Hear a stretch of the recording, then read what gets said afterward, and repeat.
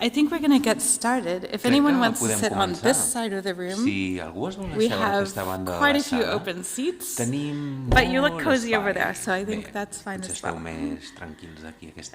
Thank you so much for coming to the second of 3 events that we have planned today that together we've called Raval Resilient, or Resilient Raval. I wanted to first say a few words about what we intended with planning these 3 sessions together. And all of them, you may have noticed, have to do with a few things in common. One is that all of these 3 events are addressing climate change, but specifically focusing on the fact that climate change is not just one of the most important environmental problems that we're facing today, but it's also very much an urban problem, and it's also very much a social problem. And so I think our speakers, the ones that have just finished from Cool Schools, Panagiota Kotsila, who will be giving the next talk, and then the panel discussion we have afterwards, all address this from various angles. Then the other really important part of these 3 events is that we were trying to tie the Biennal to the place where we are today, which is here in the Raval, which is not just the home to several of the city's most important cultural venues, like the one where we are today, but it's also home to a population of more than 47,000 people, which makes it, the area of the space is only about 1.1 kilometers squared. So that makes the Raval also one of the most dense neighborhoods in the city, and I think one of the most dense neighborhoods in Europe. Another thing that's really special about this neighborhood is that just over 50% of those 47,000 people are migrants from other countries. Among those, the top 5 countries with migrants living in the Raval are Pakistan, the Philippines, Bangladesh, Italy, Morocco, but there are also many others. We think probably 148 different nationalities are living here in this 1 square kilometer. And so that also makes the Raval not just one of the densest neighborhoods, but one of the most diverse. And I think Panagiota's talk will really highlight why that's important in our discussions around climate change. So, this is Dr. Panagiota Kotsila. She's a researcher from the Barcelona Lab for Urban Environmental Justice and Sustainability at the Institute of Environmental Science and Technology, ICTA, at the Autonomous University of Barcelona. She researches the political ecologies of health and urban environmental justice. And you can read about her work, not just in many scientific journals, but in a recently published book with 3 of her colleagues called Injustice in Urban Sustainability. So Panagiota is going to explain more about her research on the adaptation to heat islands among immigrant communities. And then there'll be plenty of time afterwards for questions. So be thinking of things you might want to ask her afterwards.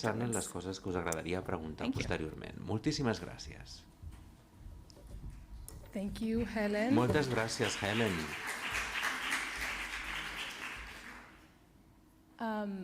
So thank you for coming. Bé, moltíssimes and gràcies excuse per me venir. for giving this presentation in English. It's a long presentation and I would have panicked to do it in castellano or català, but we will do the Q&A in the language that you prefer. So feel free to ask me things in the language that you feel more comfortable with, and I'll try to respond. As Helen said, I've been developing this line of work that I will be talking about today while I was, and I am a postdoctoral researcher in BCN-UHA and ICTA at the Universitat Autònoma. And a lot of this thinking of the work that I will be presenting today comes from collaboration and exchange with the marvelous colleagues I have staff, students, and collaborators across the world. So I want to also thank them for inspiring me to do this work. Now, as Helen mentioned, my research focuses on the impacts of climate change on human health, and today I will focus and talk about heat waves and how heat waves impact human health and well-being, looking at the experiences and the responses of immigrant communities, and focusing on two neighborhoods in Barcelona, including Raval.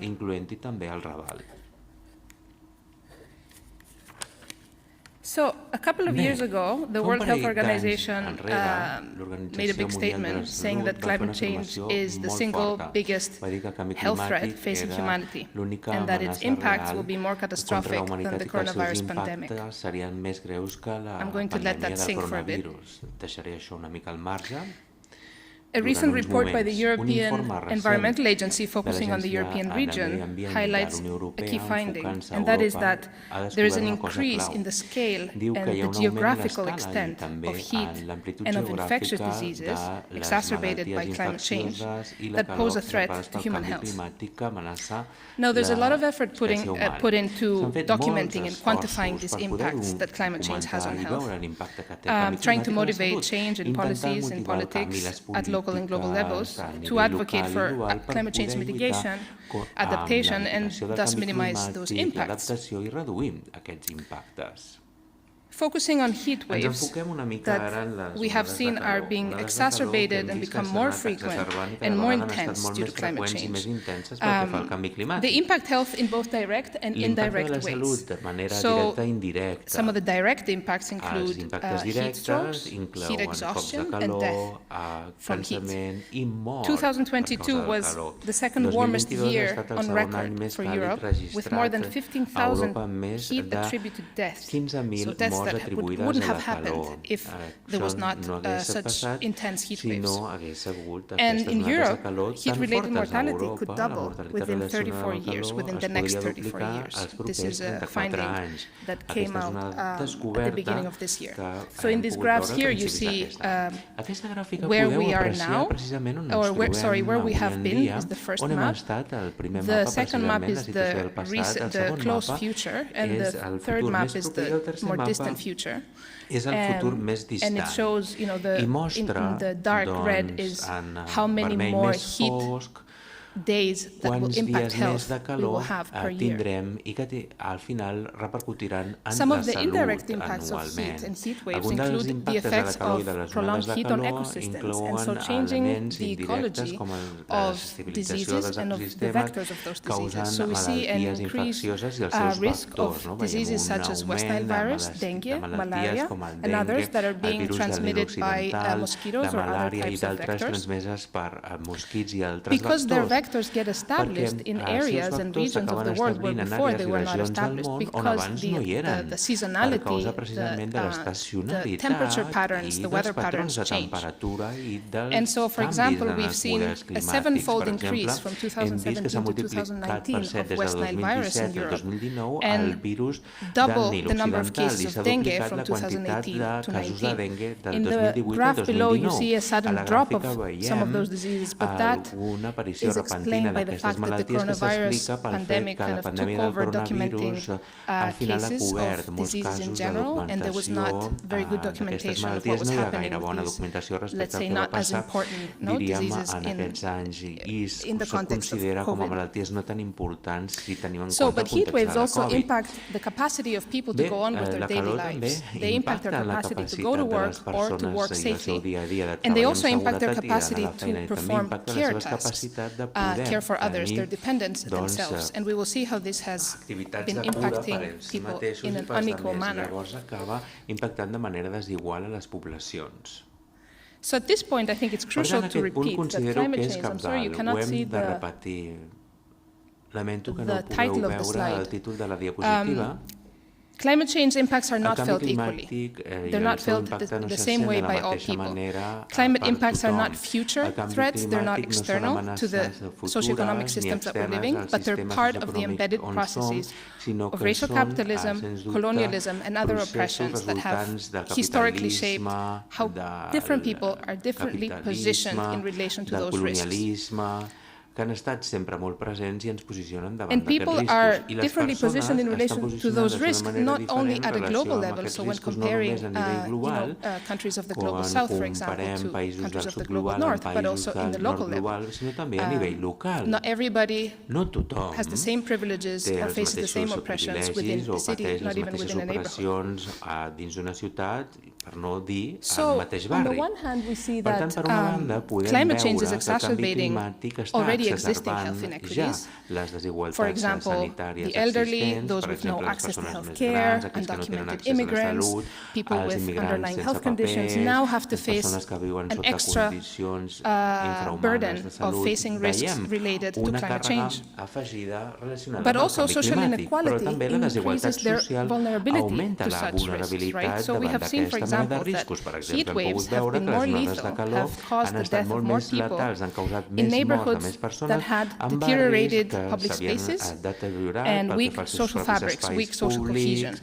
amb weak teixits community socials més ties. febles, This was observed amb in the case of comunitats més Chicago, for febles. example, in Això és el cas de 2005, Chicago, where the per exemple, mortality el ratio 2005, on la of proporció de mortalitat black residents versus white dels residents was residents negres 1.5 en to 1. comparació als blancs era de 1,5 Now, other forms a of 1. climate injustices Hi ha that altres have health modalitats repercussions d'injustícia climàtica que that tenen people repercussions en la face salut i la can ciutadania s'han relate to encarat, the lack, moltes for vegades example, estan of relacionades green amb la manca, spaces per that can exemple, act as d'espais shelters verds que poden in actuar times of heat, com a refugis which en are èpoques de molta typically calor. not enough Típicament no són or not well suficients accessed o in most potser no low-income tenen facilitat neighborhoods. d'accés en els People have been barris facing que tenen green or menys climate ingressos, gentrification, també which means that barris on hi ha when més greening gentrificació, or climate és a dir, adaptation and quan hi ha una resilience adaptació projects are implemented, climàtica, resiliència, els people face the projectes negative consequence s'adapten i, of per tant, increasing hi ha rents and conseqüències therefore being negatives perquè displaced. augmenten els Also, lloguers because i we've han de seen that climate desplaçar-se, també perquè disasters veiem tend que to els evacuate desastres the most climàtics vulnerable people normalment who are evacuen left els més displaced and with no vulnerables que affordable estan options, desplaçats i no els and queden how més resilient opcions. infrastructure I també and housing veiem com are being les captured by the elites, cases al leaving final people with acaben no sent acaparades per les èlits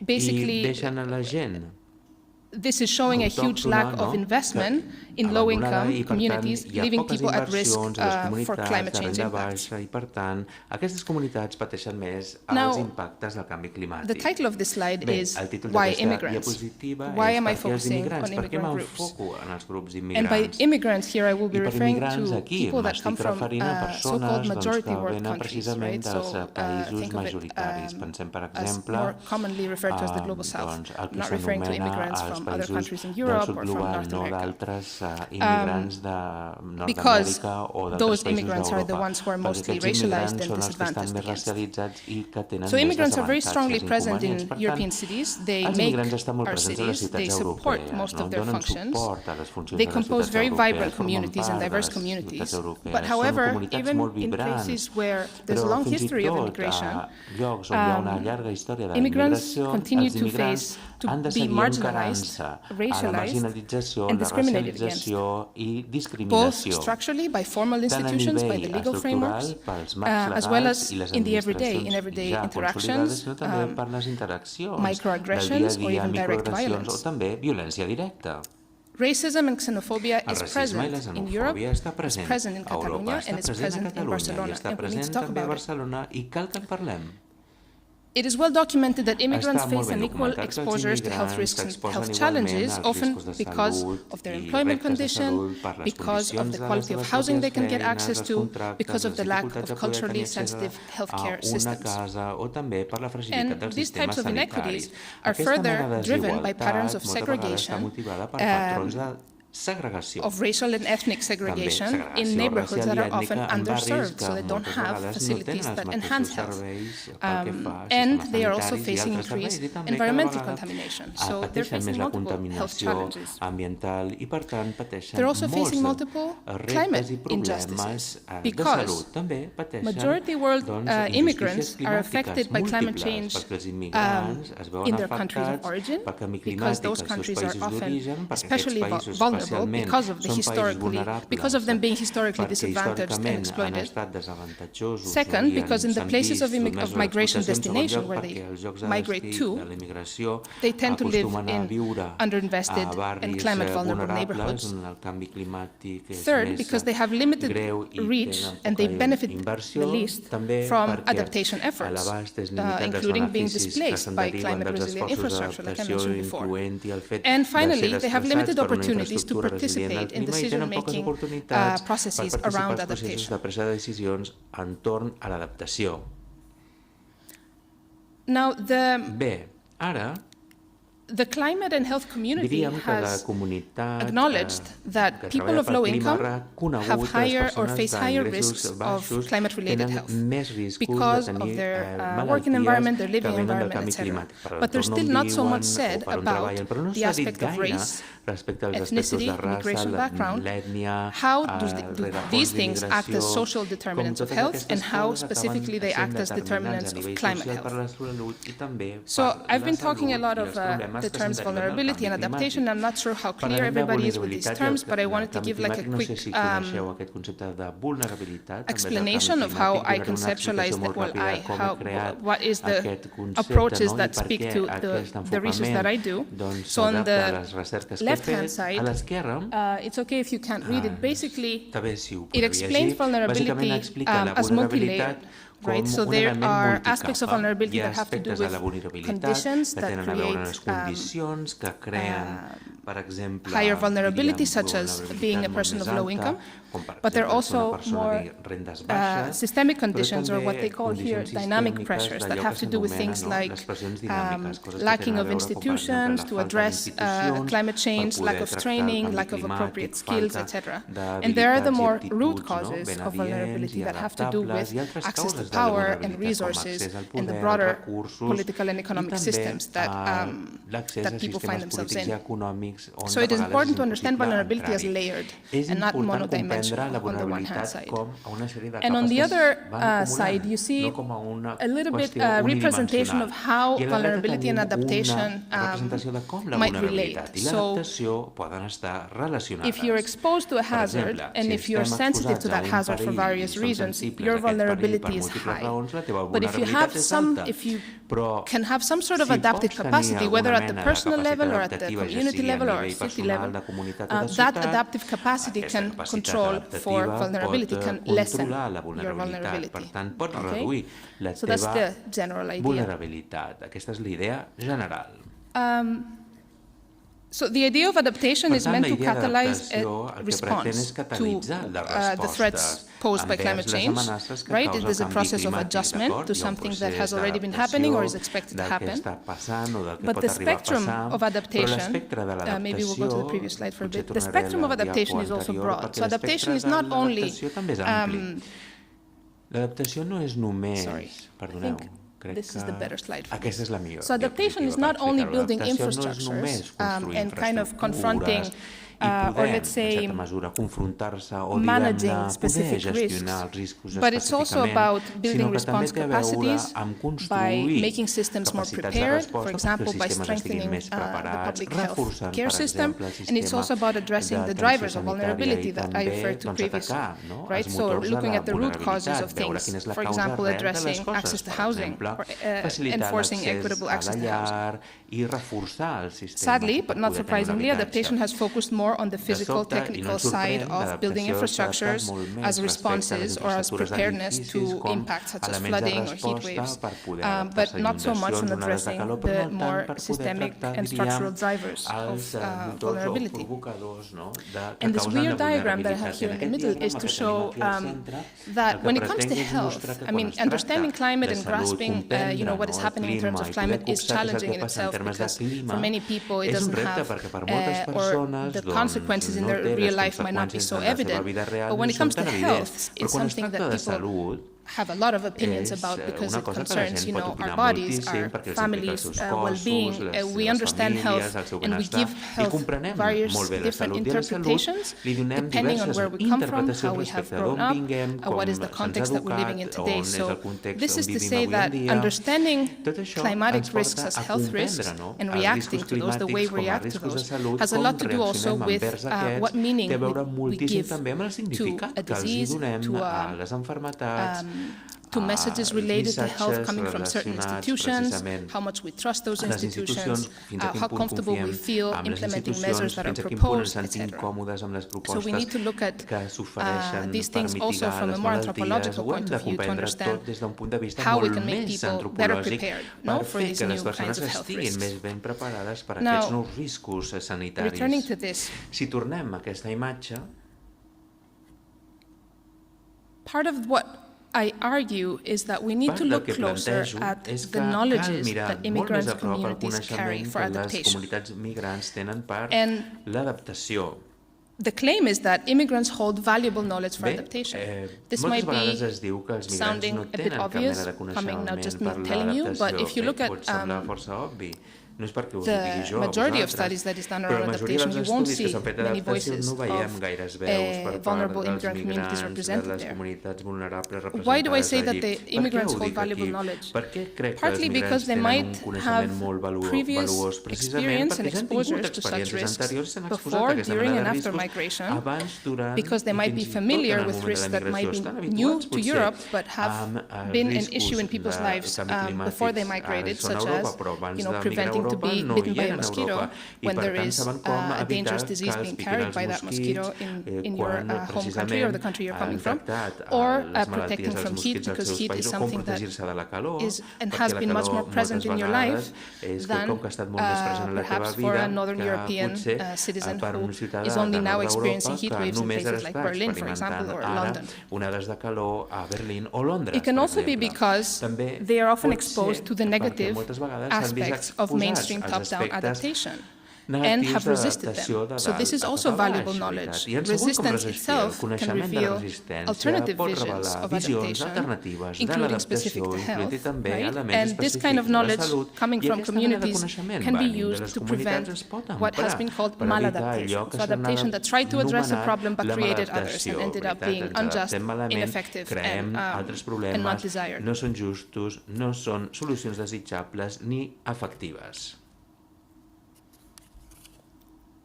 So what you can see here is the phrase troubling the margin, right? So I said that immigrants are vulnerable. I also said they're very knowledgeable for adaptation. So am I contradicting myself? What are they? Are they vulnerable or are they knowledgeable? Do they know what to do or do they not know what to do?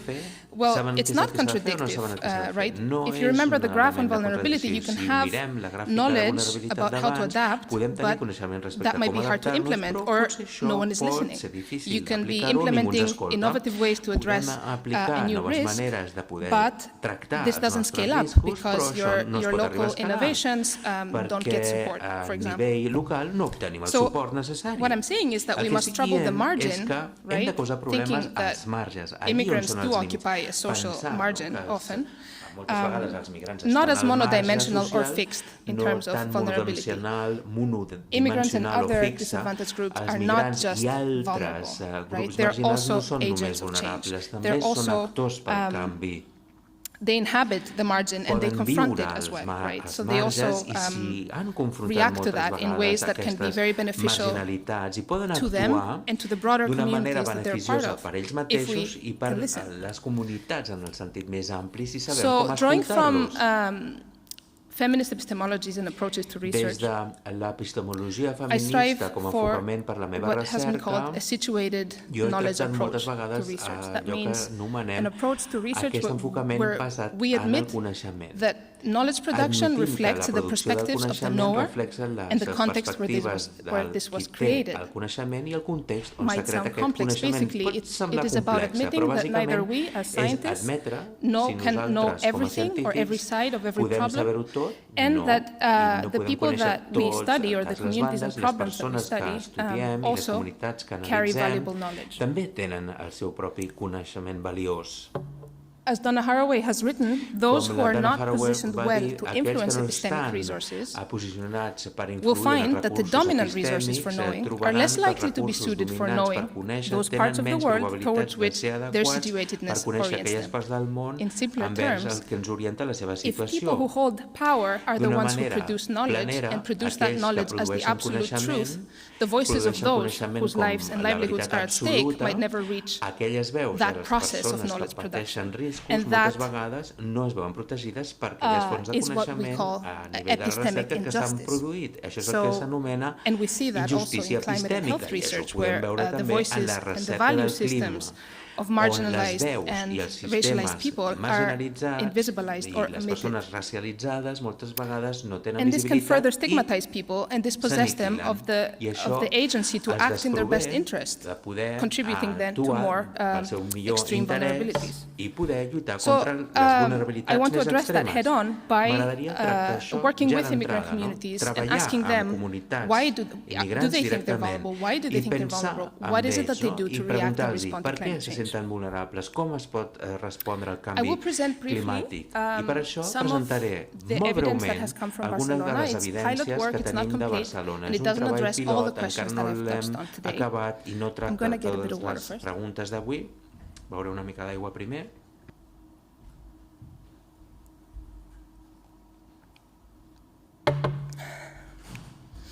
So, Doncs bé, together with colleagues Anna juntament Terra Morimaya, amb who's a PhD researcher at companys ICTA, com l'Anna and Terra Sam i Picard, Anna i Sam who was a Picard, master student at the moment of estudiant research de and now màster, is a researcher de at the moment Barcelona està Supercomputing fent Center. recerca al Centre de We've done Supercomputació de some Barcelona. qualitative La meva interviews altra on companya heat treballa a vulnerability hem in the fet Raval, diverses entrevistes and sobre we've la also, vulnerabilitat this de la was calor led by Raval, Sam, and we've also liderat done per a survey Sam, i relating vam to, dur a terme una enquesta, among other things, juntament amb the d'altres intersectional qüestions, vam justice veure aspects que of climate shelters, valia la focusing pena in the neighborhood of analitzar La la justícia Prosperitat, interseccional and this dels was led refugis by Anna. climàtics, també al barri de la Prosperitat, And then also with this liderat team per that l'Anna. you will hear more I en about in the aquest next equip, session. del So qual we have sentireu a parlar a la propera sessió, Professor Manuel Franco, tenim el Valeria professor Cuenca, Manuel Lorenzo Franco, Meló, and our photographer Valeria Ed Carmelo, Cuenca, who's not Lorenzo in the picture, Meló probably i he's Eduard, taking the picture.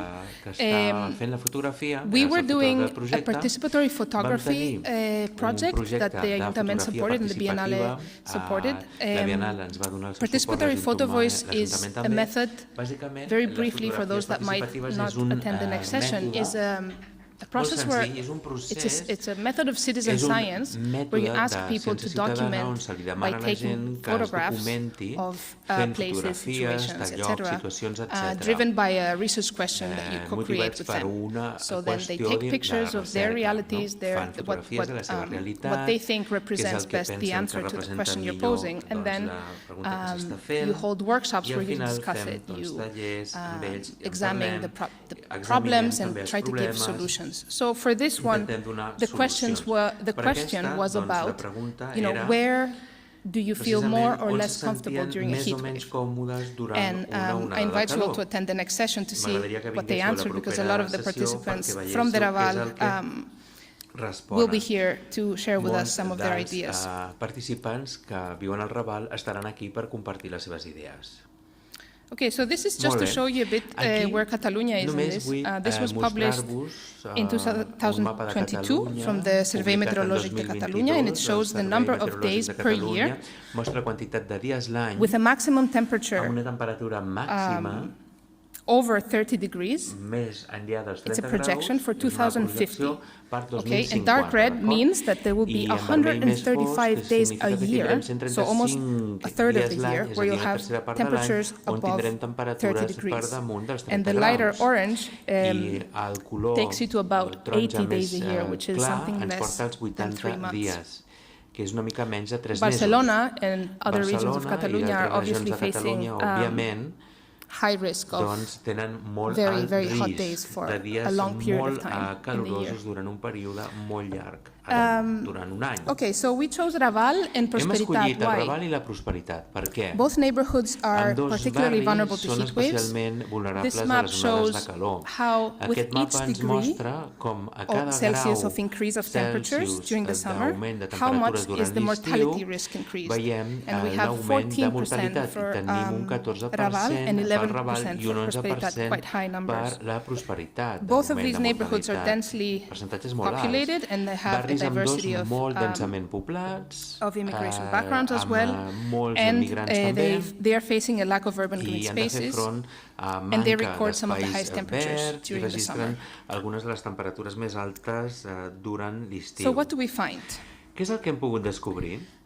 One of our first Bé, findings is una de les that primeres descobertes people with és que migration les background are persones more likely to migrants, seek cost-free strategies normalment at times of heat waves, cerquen right? So estratègies they més will not econòmiques turn per on lluitar contra their la calor. air conditioning És a dir, either because they don't have no one posen or aire because they're afraid of the condicionat, potser perquè no en electricity tenen, costs. o perquè tenen So por de les despeses they're de la less factura likely to elèctrica, use an air conditioning compared to those with non-immigration background. l'aire condicionat en comparació a aquells que no són The migrants. no-cost strategies that they use, 40% of them said that they use no-cost strategies, so very high percentage, include opening and closing the windows to regulate temperature in the house, drawing down the blinds, wetting the floors, etc. Immigrants were also twice as likely to seek shelter from heat in public spaces, twice as likely in relation to non-immigrants. So public spaces were very important for them. They're very important places for relief, heat relief. Per poder alleujar la calor. Some aspects related to Alguns gender. aspectes relacionats amb Women gènere. with immigrant background tend to spend most of their time at home, acostumen a passar més temps a fulfilling casa care responsibilities, per looking after the cuidar kids or de casa, other cuidar dependents, dels cleaning, fills o cooking, d'altres etc. persones dependents, So that's what they do during the cuinant i day when it's netejant. hot, and they come out Això és during el the que fan evening to cool quan hi to ha outdoor molta calor spaces that durant are el dia cooler, i and they van often get al out in carrer groups. quan Now fa this més depends fresca, depending a la on nit, the normalment culture, van en grups, això depèn molt de la specific habits of cultura, women in dels hàbits relation to específics, different també en cultures, but relació a les generally diferents speaking, cultures, però en línies they're the ones generals who spend most of their són day at aquelles que home. passen Now, when més these temps a homes are casa. small, badly Quan aquestes ventilated, cases són with lack of air petites, no conditioning estan or ben even a fan, ventilades, you can sense understand aire how condicionat, it tan can be sols a un pretty tough ventilador, experience podeu to stay at comprendre home que all pot day ser and una wait until the experiència molt nighttime dura to get estar out. tot el dia a casa i tenir ganes de sortir per la nit, Men with evidentment. immigrant Els background homes, also seek relief amb outdoors rerefons, during their free doncs, time. migrant, també They busquen hang out with their alleujar friends, la religious calor communities a in l'aire public lliure, spaces. They've espais mentioned the públics, Ramblas, com carrers, other també en centres green or pedestrianized streets and in religiosos, parks. també als parcs, en carrers peatonals, etc. Interestingly, all the cost-free strategies that relate to adapting the household to heat were mostly implemented by women, so 44%, and not by men. And men were more likely than women to apply individual level strategies, like taking a shower, going to the gym that's air conditioned, changing into different clothes, drinking more water, canviar-se més etc. de roba, beure més aigua, etc. Now, an interesting finding that relates a Una bit to the previous descoberta molt discussion on interessant cooling que schools té and a climate veure shelters, amb la presentació anterior sobre we found that climatitzar generally les the use escoles of climate i els shelters, refugis, and ens Barcelona adonem has more than que els 200 of refugis them, if I'm not climàtics a wrong. Barcelona, crec que n'hi ha més de The 200, indoor si no ones that m'equivoco, concern els que estan a air-conditioned places l'interior, like libraries com or per civic exemple centers, biblioteques o centres they're cívics not que tenen used aire very much condicionat, by no immigrant s'empren communities. gaire per Many part of de les them, comunitats many of the people we migrants. interviewed did Moltes de not les know of persones their que vam existence. entrevistar no sabien ni tan sols que Others did existissin. know, but said that D'altres they sí que ho don't feel sabien, però deien especially que no se welcome sentien or gaire comfortable there, or they benvinguts o don't feel còmodes that's a place d'interior, where they o belong no because sentien que pertanyessin a of, aquell lloc, potser let's say, broadly diríem, speaking, culturally en línies or generals, linguistic perquè barriers. culturalment hi havia barreres o també And lingüístiques a nivell in the quantitative study, the d'acollida. survey showed that L'estudi immigrants have 3 quantitatiu, times less l'enquesta, diu possibility que or els migrants probability tenen 3 of vegades using menys de those probabilitats climate d'utilitzar regulated aquests spaces, refugis including climàtics regulamentats, including the ones like incloent-hi shopping també malls, but aquells also com els centres comercials, public spaces like però també libraries or espais civic públics center. com a biblioteques o centres cívics. So again, the significance and Una importance vegada of més, open la public spaces that importància are shaded d'obrir els and espais offer públics cooling que is very estan en important. ombra i que ofereixen espais Now, frescos, doncs another són molt thing that importants. came out, even though the Una altra results are qüestió, limited, as I said, tots is a els pilot resultats són study. limitats, com he dit, és un But we have some estudi very good pilot, examples that però show tenim molts bons that exemples age que ens mostren and gender, que l'edat i combined el with gènere, immigration combinat status, amb l'estatus d'immigrant, form intersectional doncs vulnerabilities that creen cannot be vulnerabilitats understood interseccionals separately, que no es right? poden So comprendre separadament. you cannot És a understand dir, no es pot comprendre what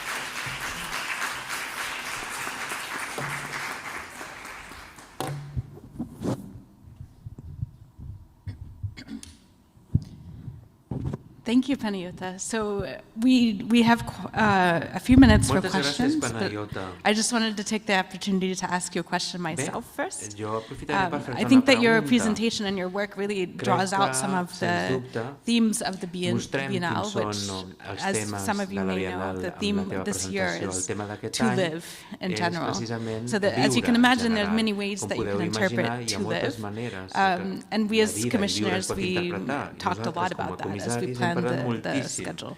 And your work really speaks to some of those things, which, for one thing, we tried to really bring in the connection between science and art, and also broaden the idea of science to include social science. And your work very much connects a lot of that. And another way we chose to interpret this idea of to live is in thinking about the lives of scientists. So how do scientists do their work? What are their experiences like? And so listening to you, I see that you're trying to really change the dialogue about how we think about some things, for example, about social vulnerability and socially vulnerable communities, so that it's more of an asset than a problem, or these characteristics.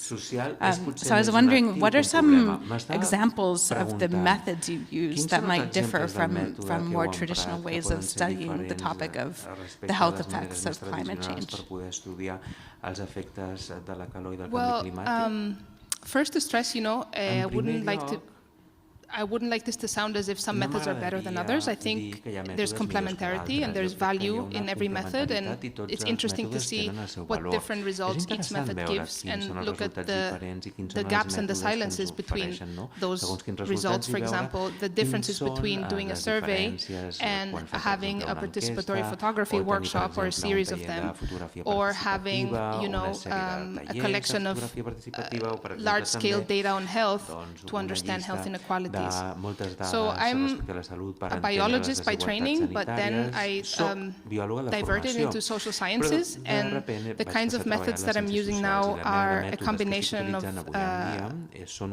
kind of more traditional social science methods like interviews, focus group discussions, observation of life and participants in their environment, more anthropological methods and ethnographic ones I've used in the past. Lately, I'm very interested in co-creating, let's say, co-creating insights together with people. So photo voice is one way of doing that. Other methods include like the image I showed of the different bodies and people writing on that. So that's a method that's called body map. So asking people to draw a real-life-sized image of their body and then relating each part of their body to certain aspects of their life history. So, my legs are strong, they keep me grounded, so that I assign to my community or my family. I have pains in my belly, and that reflects, my history of XYZ that happened in the past. So kind of exploring how people understand themselves in the context and how they explain their own problems through embodied experiences. So knowledge that comes from life itself, not necessarily from scientific study. I'm interested in that because I think it gives insights that other methods cannot get. Again, not that some are better than others, but it's just a different kind of insight that I think is very powerful and helpful when we're researching justice, but also when we're researching health in general, which tends to be very dominated by white coats and laboratories or big quantitative data. That's super interesting, thank you. Another thing I wanted to ask you about, and then I promise I'll give everyone else a chance to ask questions, because I know some of you have them, is about something you mentioned briefly, which is this idea of bringing in a feminist framework, which again is sort of a concept that really comes from the social sciences, but here you are applying it to this combination of things. Can you tell us a bit more about what you meant and how that comes out in your work, this idea of them, especially given that we just celebrated the Day of Women and Girls in Science, I think last week or 2 weeks ago. Yeah, so The feminist Sí, approach, I mean, l'aproximació a feminista, feminist approach, maybe most people would relate to looking at aspects of gender, right? So looking at how women might experience inequalities in XY issue in relation to men. But feminist approaches in social science are more than that. On the one hand, you have intersectionality as a lens, which I also briefly mentioned. So looking at how intersectionality is a concept that comes from Black feminism, and scholars that have stressed how gender and race and other aspects of I want to say identity, but I don't want to say identity. Other aspects of how people are different in society, age, ethnicity, income, they are co-constituted. So it's a matter of let me put it this way, you can't understand the experience of gender-based exclusion. The experience of gender-based exclusion is not the same for all women. It's different for racialized groups, it's different for people of different education level, etc. So it's important to look at how privilege and oppression shapes the experiences of different people, and that goes both for women and for men. The other thing that I mentioned was the situated knowledge approach, which very much connects to your question about the approach to research and the methods. So, and this is something not only feminists have been talking about, right? But one of the person that termed this is Donna Haraway, which is a very well-known feminist figure. And her point was, I think, and I hope I'm not misinterpreting her, that when we produce knowledge, like the dominant Western scientific model has for centuries followed this approach of the knowledgeable person that sees, and by the metaphor of seeing means examines, does experiments, etc., does research, so sees reality with an objective eye, right? That a scientist is always objective and free of bias. And she says, well, that's not true, because how you're situated, who you are, shapes how you can see.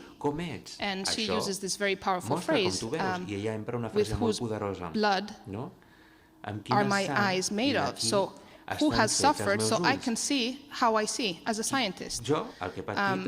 How we're situated geographically in terms of class, in terms of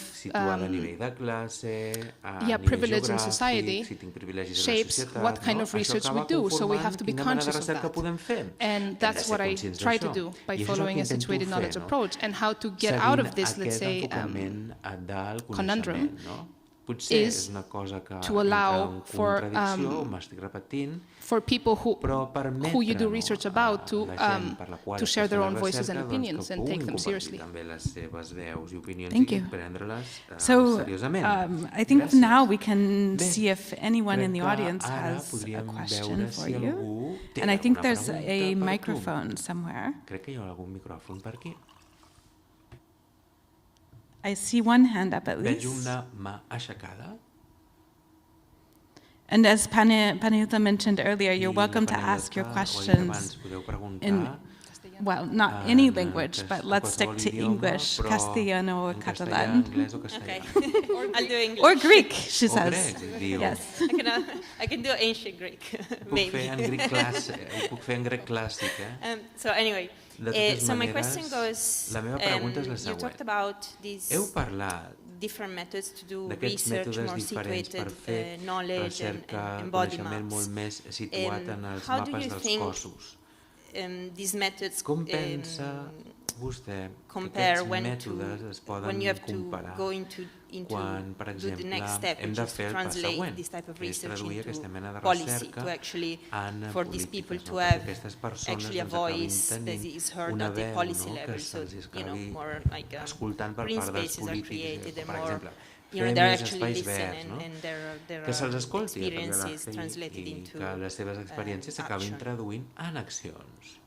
Thank you for the question. I think as a researcher, I can try to influence policy, but it's not up to me to shape policy, right?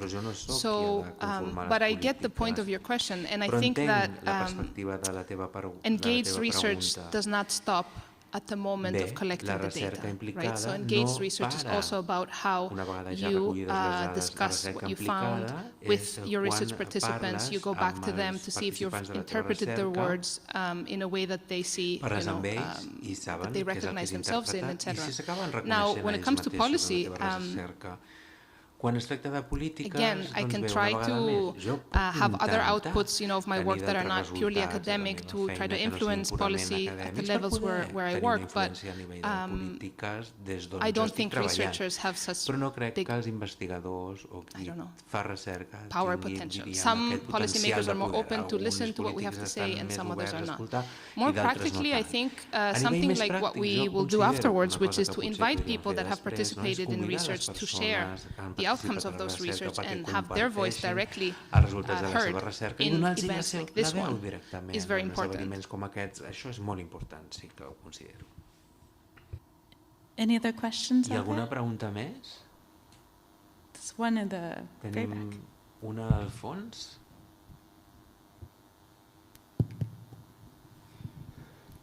Yes, thank you. More or less I was in the same, moltes gràcies. But very close to the previous questions, basically in the policy or orientada a la pregunta que s'ha fet abans, you get from the policies to the... Què és el que s'obté de les polítiques? Let's put it like this. Do you know what's the state of art of quina és la situació actual these avui en dia methodologies respecte here a in aquestes Barcelona, because metodologies aquí it a says Barcelona? Raval Resilient. So Es parla de la resiliència del Raval, no? Després de la recerca, quina és la situació actual respecte a poder aplicar els resultats i que passin a l'acció? Perquè el que he pogut entendre de tota la presentació, per suposat hi ha refugiats, és important tenir-ho en compte, necessitem evidentment espais verds, especialment pels immigrants, perquè és una manera que ells tenen especialment, diríem, de poder recuperar-se de les onades de calor. És a dir, vostè coneix alguns casos o quina és la situació? Què s'ha fet respecte a les polítiques una vegada després d'haver fet aquest estudi i com funciona la governança d'aquestes What's the state of the polítiques? art? I mean, I know that at city level there's a lot of efforts being done s'estan duent a terme molts esforços to prioritize, let's say, disadvantaged neighborhoods in things like, again, renaturalizing school yards and exteriors in schools, in greening neighborhoods and creating participatory processes. These things are happening. In many of those policies, the focus is on disadvantaged neighborhoods, some of which are also immigrant-rich. But I haven't seen an explicit focus on adaptation to climate change and immigrant groups. I might be missing something, but I haven't seen a policy that is explicit about them and involves them. Other things that we try to do to impact, I wouldn't say policy, but to bring, the outcomes of research into society is to try to create outputs that are more impactful, visual. We've done a web documentary, we've done mini video interviews, educational material that can reach people beyond, the academia. I think it's not up to us.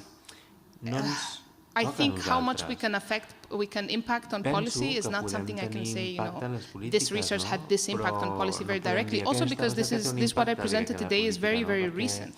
The photo voice happened in the last month and a half, and the interviews and the survey took place a year ago. So some of these outcomes are now coming out, and authorities are listening, but how they're going to translate it into concrete policy is not very clear yet to me. I'd say another way that you bring your work to the society is by participating in Biennal, and another similar events. Are there any other questions? Over here? Thank you. You raised the issue on the idea of traveling the margin, and I would be interested how this turned out in the case studies in Raval and prosperitat. like whether people saw themselves invulnerable, like marginalized at the margins of society or not, or in, like to which degree or in which dimension. Yeah, thanks for asking that. It's interesting. So in the Raval, people very clearly recognize the factors that make them more vulnerable and name them: access to housing, access to good jobs, and low incomes as a result of that non-access, let's say, lack of public spaces for them and their kids to protect from heat, etc. At the same time, though, they have taken action to address those challenges.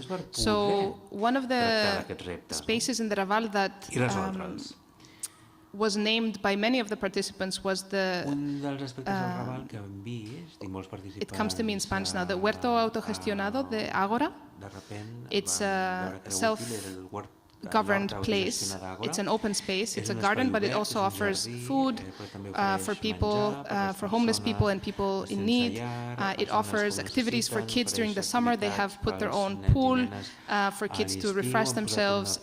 It's a place of community building, and they've done it themselves. So for me, this is also, I don't want to say that do-it-yourself is the solution, and I don't want to say that, volunteering and taking things in your own hands has to be the answer to these more systemic and structural problems.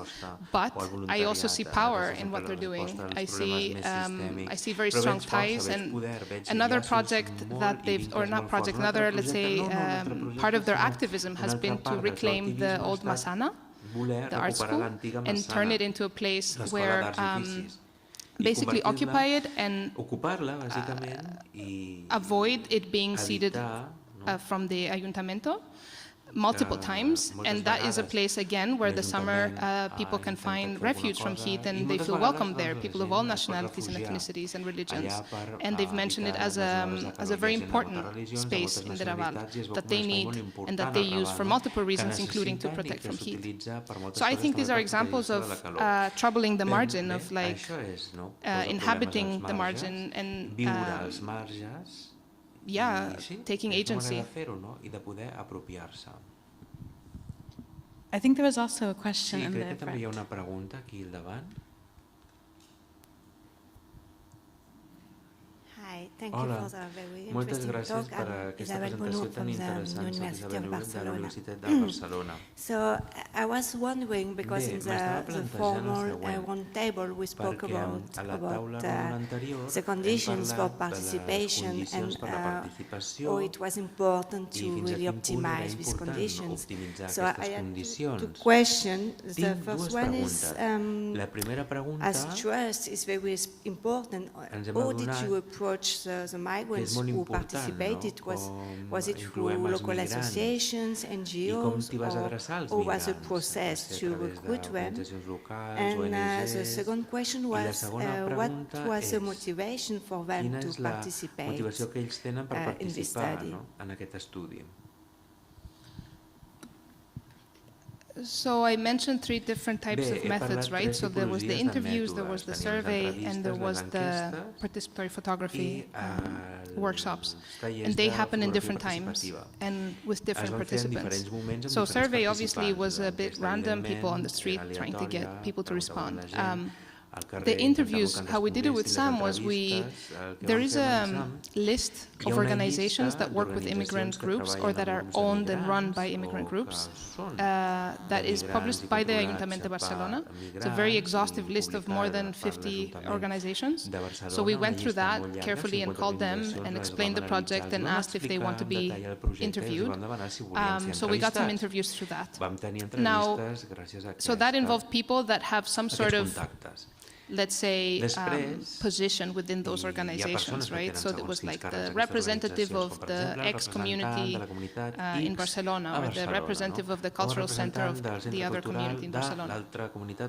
With the workshops, though, we went with a different approach. So we had Lorenzo, who is also a resident in the Raval, and he is very much connected with the activism and with the Sindicat de Llogaters. And so a lot of the respondents were let's say, more from the activist environment background. de l'entorn activista. The reason why they participated was because we made sure to explain from the beginning why we're doing this, that they will be given the chance to not just, talk about their problems, but also propose solutions, and that this is something that is supported by the Ayuntament, and that the results of it are also going to reach the Ayuntament. I think that was part of the motivation, because people felt that, there's a direct channel where their concerns can be heard. Yeah, I think that's the reason why. Aquest és el motiu pel qual ho vam poder fer. There's another question in the back. I'm just going to follow up on that for a second, though, which is thinking back about how diverse the Raval is, and also about, you mentioned that, for example, the participants for one of these efforts came mostly from the activist community. How do you try to make sure that you've heard all the voices within this very diverse segment of the community?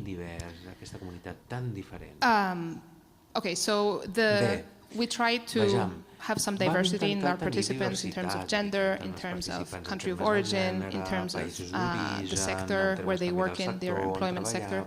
But of course, with 10 people participating in 5 workshops, you can't have absolute representation, not even close to all the diverse immigrant groups that exist in the Raval or in Barcelona. So we're not claiming that we've had, our results is absolutely representative of what's happening, but that they capture a pulse of a segment of the communities in Raval. And also because a lot of people don't only talk about their personal experiences, they talk about, they themselves, and that's the thing, they are also researchers in their neighborhood. They observe life, they know their neighborhood better than I do, because this is where they lived the last 10 years. So they don't only speak about themselves suffering X, Y, Z, they also speak of the broader community they're part of. So their insights are more just, they're not just personal testimonies, right? They're also intellectual in that sense. They offer insight about their communities and about the whole neighborhood.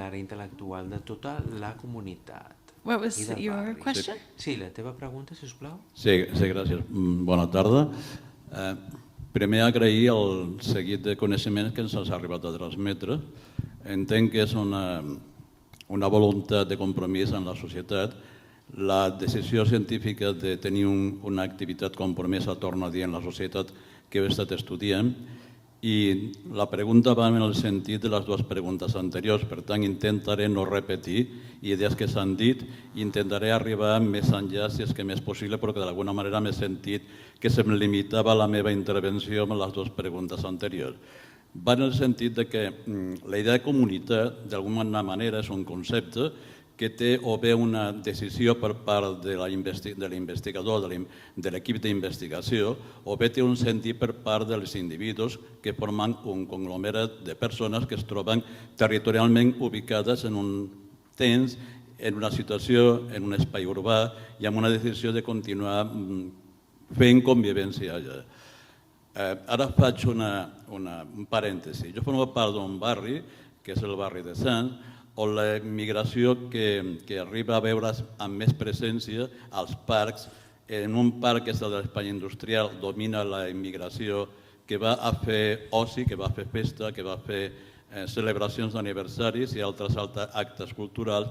Ho fa una comunitat que és fonamentalment latinoamericana, i han desplaçat a una comunitat anterior que era la pròpia del barri, que no sé per què diantre ha desaparegut. Fonamentalment, la comunitat latinoamericana fa servir la canxa de bàsquet, fa servir les taules de ping-pong, fa servir els espais que són de jocs infantils, i la comunitat autòctona o la que vivia allà, és a dir, els que serien sencers, pràcticament han desaparegut o són residuals. En una altra plaça, que és la plaça Erètnic, que és la plaça del Sol, que abans, o popularment se la coneix com la plaça dels gitanos, durant el temps de la pandèmia van desaparèixer els gitanos i qui va ocupar com a famílies, com a nens, com a adolescents, va ser una altra vegada la comunitat latinoamericana. Al parc de l'escorxador, que és el parc de Joan Miró, predomina la comunitat pakistanesa i índia. No sé què diantre passa, no sé per què s'ha fet aquesta sectorialització territorial de comunitats, però no hi ha realment, no sé veure, observo, no sé veure, que hi hagi una intersecció entre latinoamericans, pakistanesos i indis. Per tant, la comunitat que d'alguna manera tindria per mi el concepte de que els que hi viuen participen en l'oci, fan festes, fan celebracions, independentment de la seva nacionalitat, no s'arriba a produir o no sé veure que l'aspecte de comunitat s'arribi a consolidar o ni tan sols a iniciar. Per tant, domina més, del meu punt de vista, una visió nacionalista d'aquestes comunitats que no pas una idea de comunitat que vagi més enllà de la família, de l'escola i de la religió. Pregunto, aquest problema l'heu entrevist o el tracteu dintre del que és el que denomineu comunitats dels migrants del Raval, ja sé que és un nucli molt més reduït, que indubtablement la quantitat d'espai de densitat de població és molt més intensa que no pas la del barri de Sants, que jo estava denominant. I pregunta concreta, l'idea de comunitat, per tant, de la que heu partit, és una idea de comunitat del vostre pensament o és que realment veieu que hi ha una comunitat? No sé si he delimitat bé els eixos de la pregunta. Gràcies. Gracias. A ver, he dicho comunidad y comunidades. No quería transmitir que yo veo que hay una comunidad migrante. No, hay varias que se definen por nacionalidad, hay varias que se definen por clase también. La pregunta era si en Raval he visto que hay diferenciación entre nacionalidades en el uso de espacio público.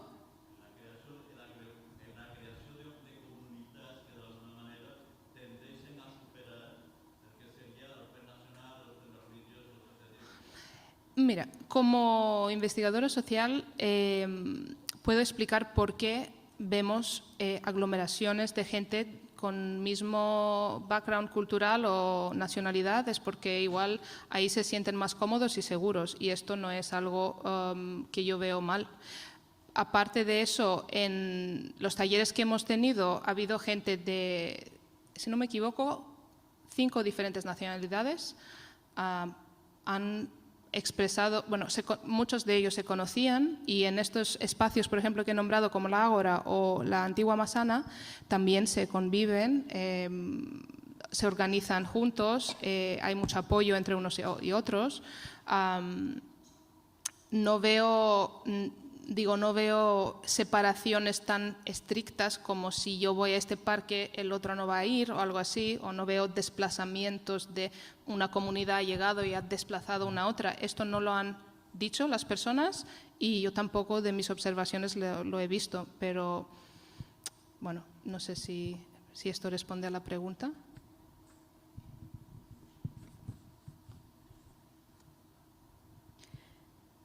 I think we have time for a couple of more questions. Bé, crec que tenim temps per un parell de preguntes més. Potser 2 preguntes més.